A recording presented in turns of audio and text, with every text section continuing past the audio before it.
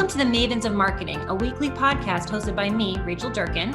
And me, Carrie Barrett. We talk all things marketing, innovation, sales, and business growth strategies, and the standard tried and true marketing techniques. Come for the conversation, stay for the savvy insights. And the borderline inappropriate jokes.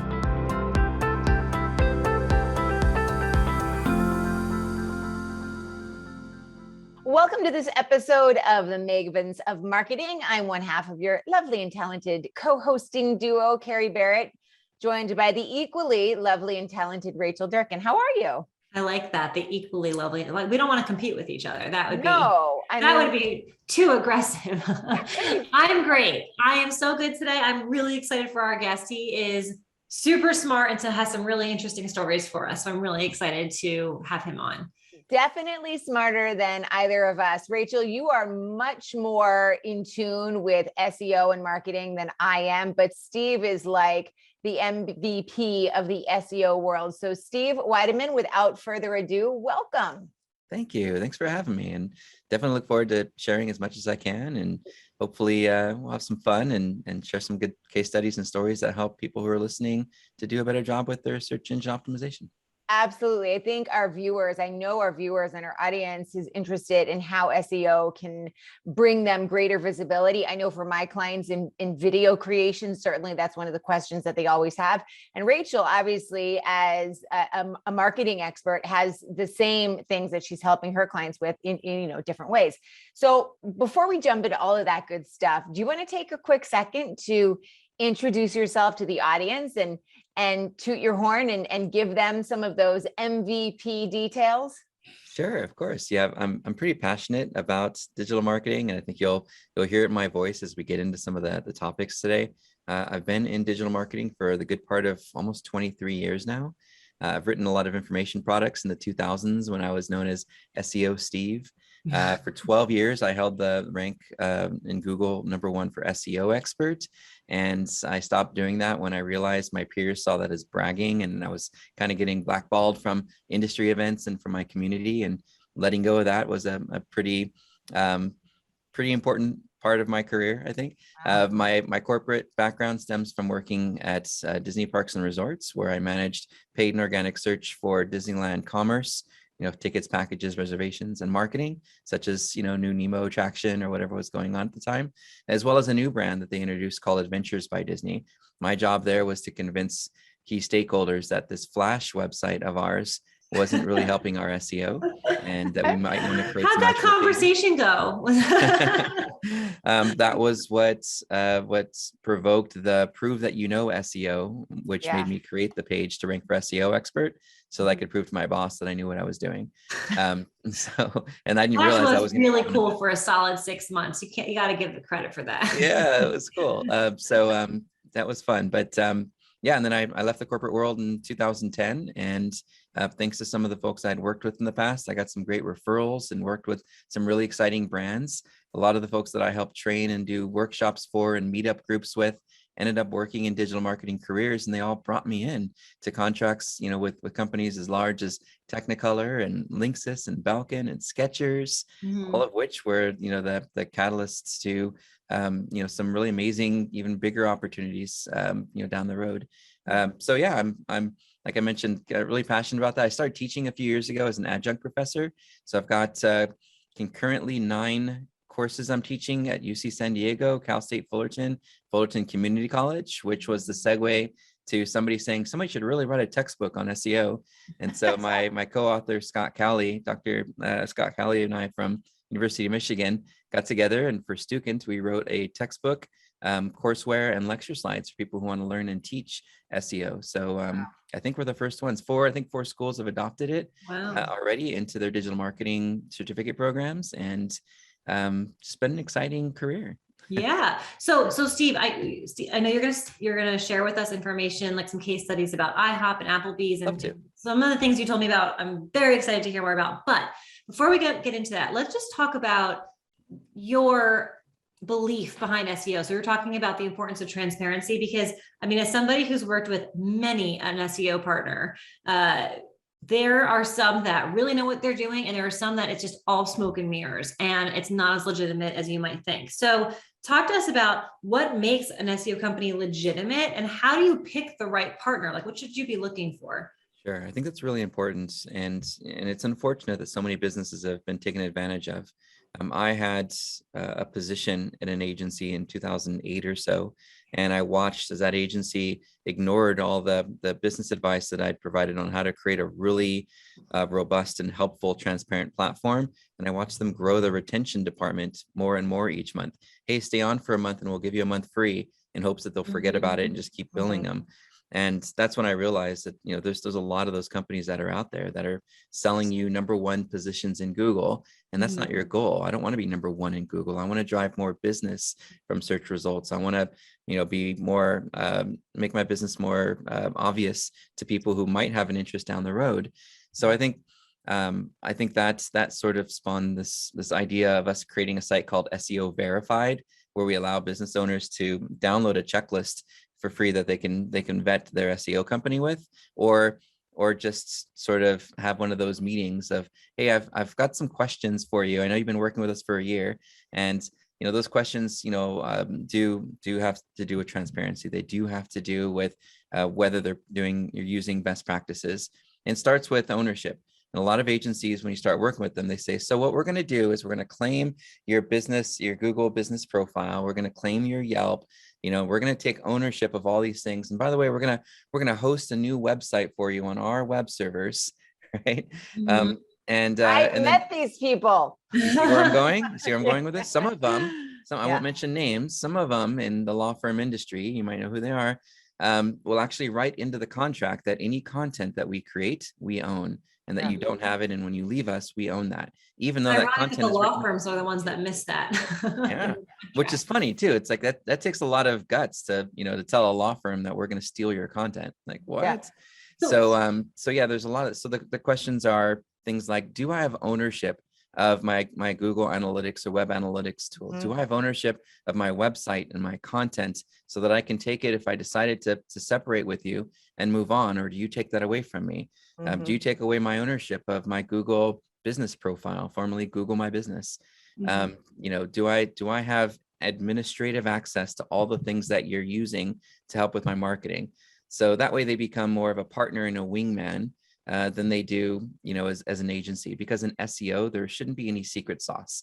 Everything that we know about rankings is available through the Google developer and Google Webmaster Central tips and tools and advice that they give. And even their engineers don't even know how some keywords, or how some listings are ranking, because of how that whole artificial intelligence evolves. So it's really, when it comes to SEO, my feedback on it is it should be open and transparent, and people who are working with you should be doing the work that needs to be done in a way that's transparent and open, and you have access to the project management system they're using. You get a weekly or monthly report of all the activities. There's no secret sauce. If you say, we can't really share what we're doing, but what we do just works, run. Well, I think it's also really important that you consider the fact that Google changes their algorithm more than once a day on average. And so they just made an update yesterday. Yeah, so there's no way to have, like, whatever list you have of your checklist of what you're going to do for SEO. If you let that sit for more than a few months, you're totally screwed. Like, it's not legitimate. And so you had mentioned something to me when we were talking before we started taping about how this whole guess and check is not the right phrase, because it sounds like you don't know what you're doing, but this intelligent understanding the industry and what the right moves are and what the right work is, and then implementing that in best practices is really the long-term strategy. So can you just talk a little bit about that? Sure. Well, for organic results, just below the map packs and below all the other universal search results, we're talking about just the blue links and black text listings.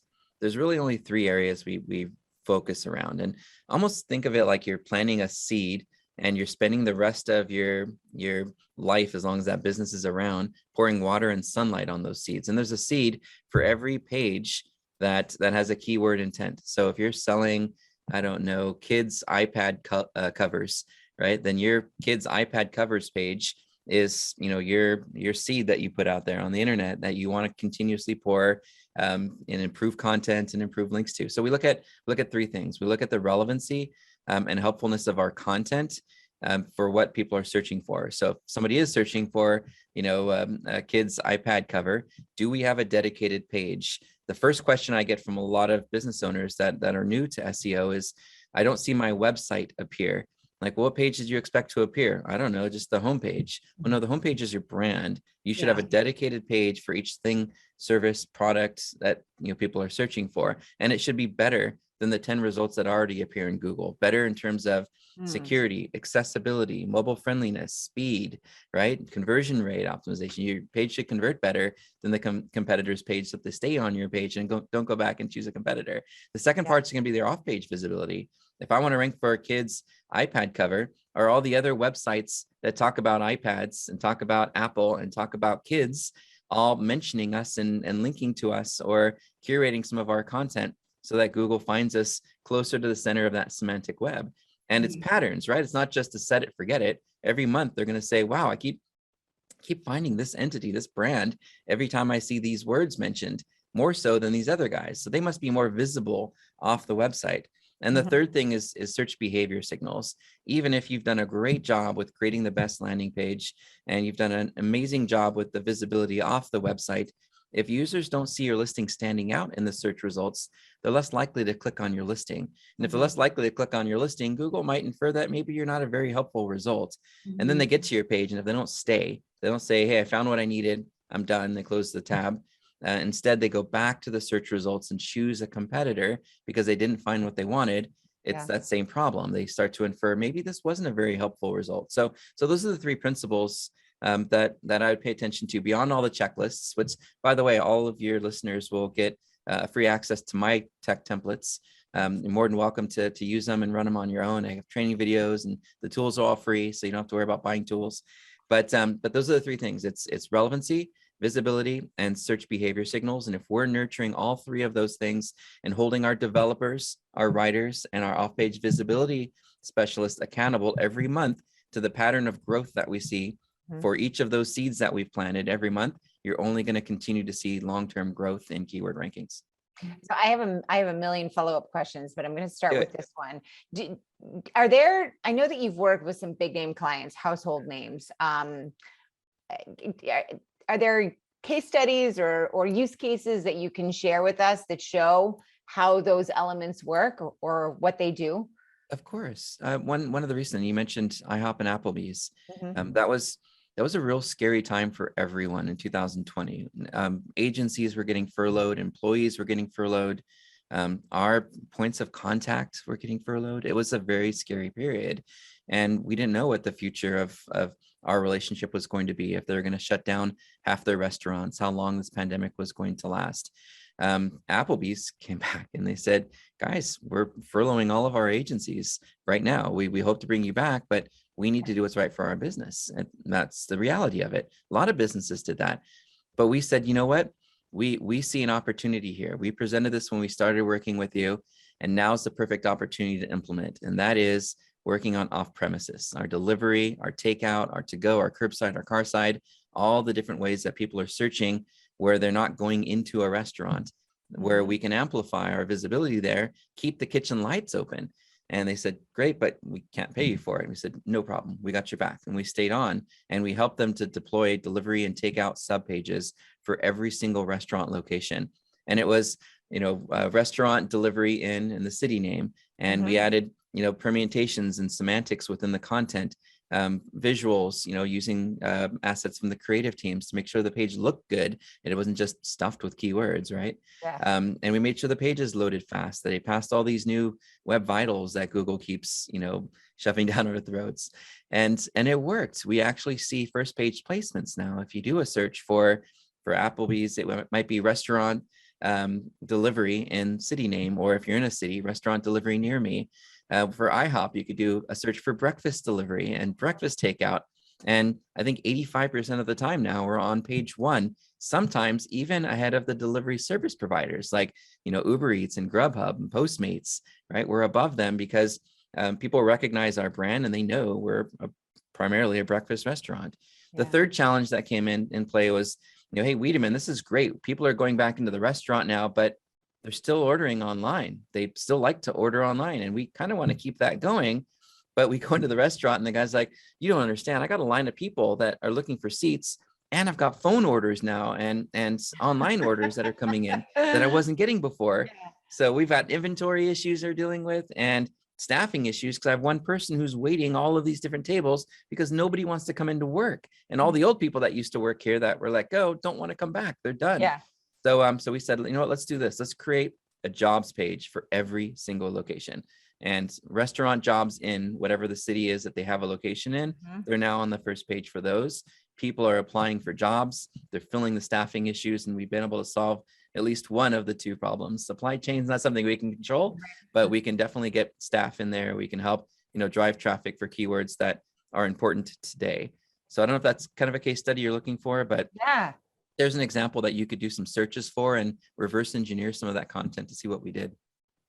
That's great. So, I mean, what I heard too is that you were ahead of the game. So you were anticipating the business problems, and then you were leveraging SEO and other activities in order to get ahead of industry opportunities. So that's, even a step above just basic SEO work. So that's amazing. Tell me a little bit. I mean, it sounds to me like you stay ahead of the game and you've got trends. And you mentioned that Google just changed their algorithm recently.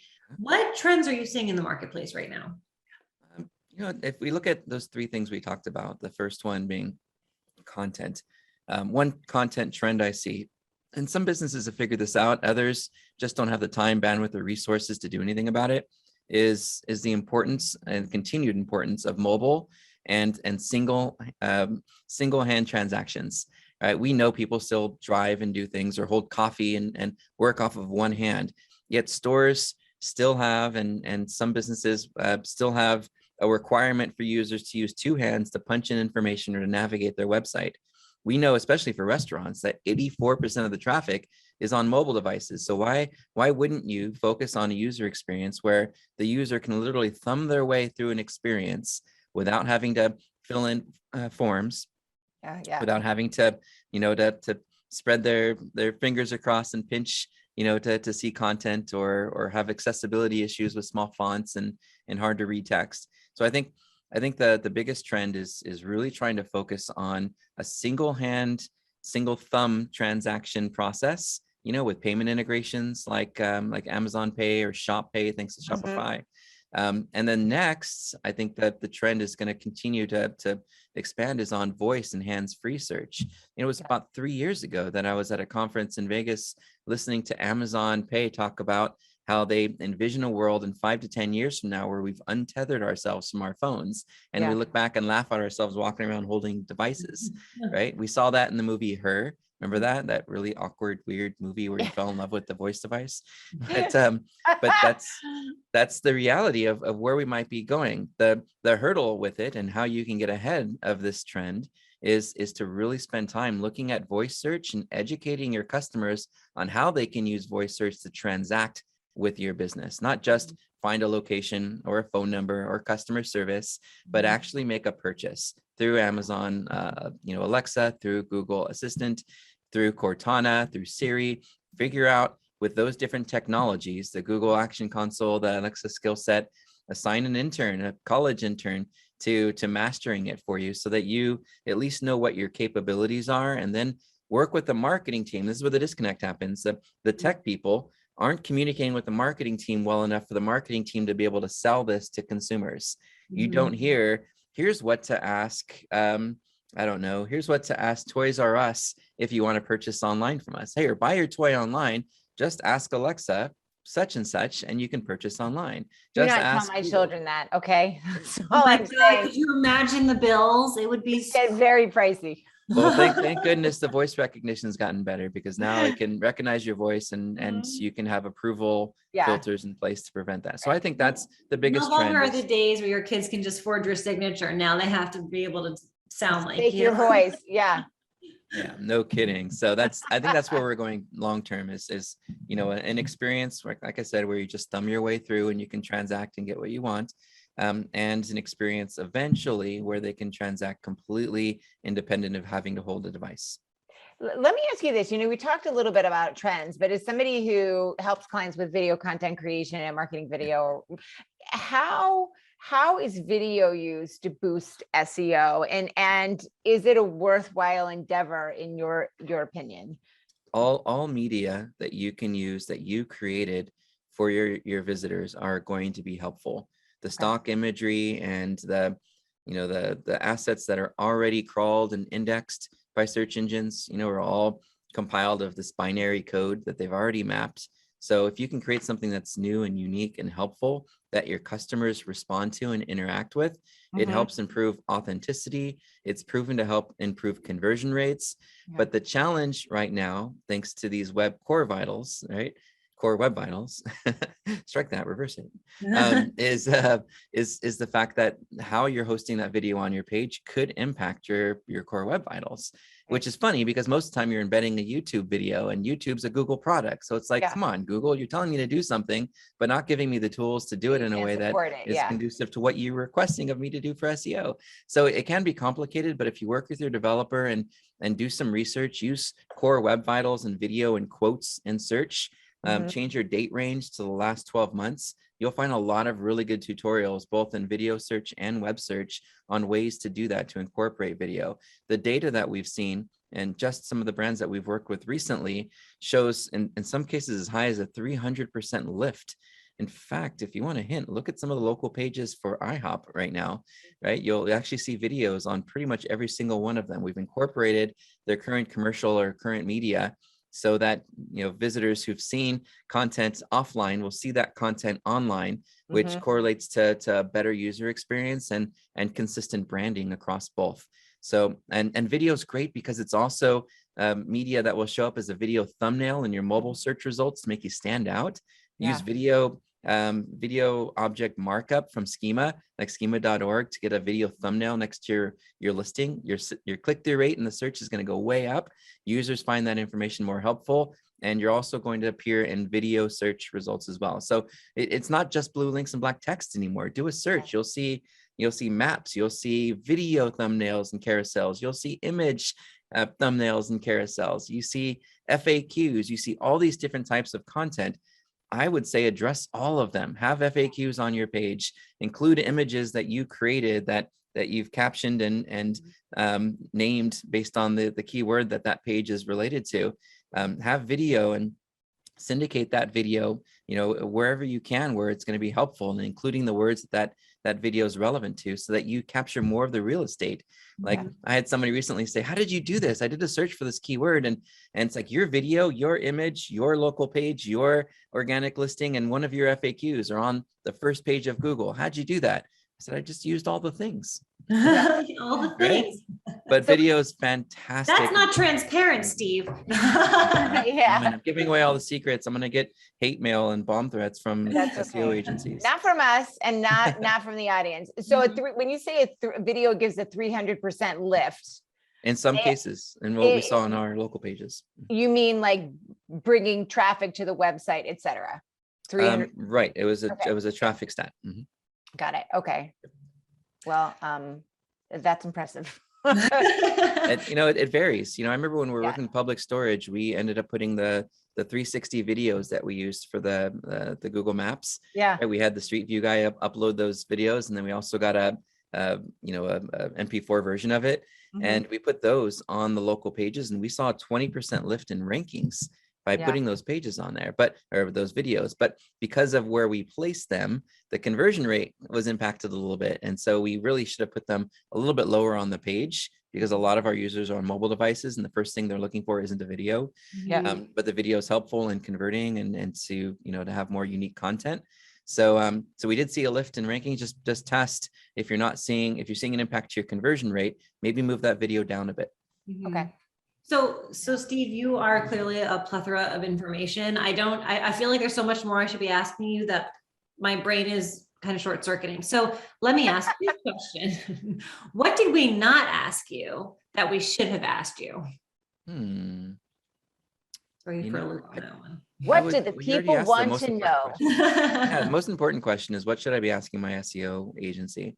And that SEOverified.com site we created, gives away that checklist. And I'm sure I'll get a lot of hate for it, but it's going to help make sure that you don't lose your rankings if you decide to switch agencies. The other thing I would say, this, like you mentioned, this is an ever-changing ecosystem. There's some things that we do, and if you're going to make SEO part of your digital marketing roadmap, whether you're assigning an intern an hour a week, 30 minutes a week to doing it, the cadence should be every Monday, right? That person who's running the helm logs into Google Search Console and the Bing Webmaster Tools and studies every tab to see what the changes, the trends, the coverage, issues and opportunities are. The second thing is something we do every day. We get to the office, we open up Feedly, FEEDLY.com, and I'll send you after the meeting today. I'll send you a link to what I have in mind, so you can literally just import it in a click and see what looks like a newspaper. And every day this newspaper shows what's happening right now in the different disciplines of search engine news being at the top, search engine land, search engine journal, search engine, all the different sites that share search engine news, roundtable. And then the next thing I might look at, and you can organize them however you want to, is my list of elite SEO, those geniuses that study and break and experiment with things, because I'm really curious on what they're learning, playing with the algorithms. Then I have a section on local and multi-location, another one on conversion rate, and another one on e-com. But all of those different sections can be tailored and customized to be your personal newsletter. And we do that every morning. We get in, we read the news, what's going on, what's new, what's happening, what's trending. So we stay up to date. And 90% of the time, there's a rabbit hole waiting for you. So you'll get into something, you'll read about it, it'll drive you into something else. And the next thing you know, you're now an expert on schema. And it's 3:00 in the afternoon, you did no work. So Steve, we're running up on time. This is amazing. Yeah. We ask one question to all of our guests, which is, what is the weirdest thing that's ever happened to you? Okay. I think the military story would be a fun one. And this is, let's go. This was really weird. This is 94, 95. I'm in basic training. And unfortunately I lost so much weight that I was like 116 pounds. And they didn't make helmets my size, the Kevlars, for infantrymen anyway. So this thing was bouncing all over the place while I'm driving this Bradley assault vehicle with a gunner on the top who's yelling at me, and I can't hear him because the headphones are bouncing all over my head. And then I hear him yelling, right? Like, I'm like, what? What's he saying? I can't understand what's going on. And I'm still trying to drive this thing and hold this helmet on. And all of a sudden I hear, stop the vehicle, stop the vehicle. I'm like, I think he's saying stop the vehicle. I hear him say, stop the vehicle. And I stop it. And I look up, I get out of the thing, I look up, and he's got like leaves in his helmet. Apparently I drove him through some trees and ended up doing a few hundred push-ups after that. But that was the weirdest but funniest moment, I think, in my military career anyway. Oh, where did you serve? I was in Fort Hood, Texas, but I went to basic in Fort Benning, Georgia. Thank you for your service. Yeah, thank you. This was amazing. You are fantastic, Steve. It was a pleasure to speak with you and learn from you. And we are appreciative of your time. Thank you. Thanks for having me. Thanks, everybody. Awesome. Thank you. And for our audience on this episode of the Mavens of Marketing, thank you for joining us as well. We'll see you back here next week, same time, same place. It's a teaser. Ever wondered how you can use sponsorship as part of your marketing endeavors? And no, you don't have to be a nonprofit to do so. It is a fascinating topic, and it will open your mind on ways to create new revenue streams through sponsorship. All of that and so much more with Ken Unger on the next episode of the Mavens of Marketing.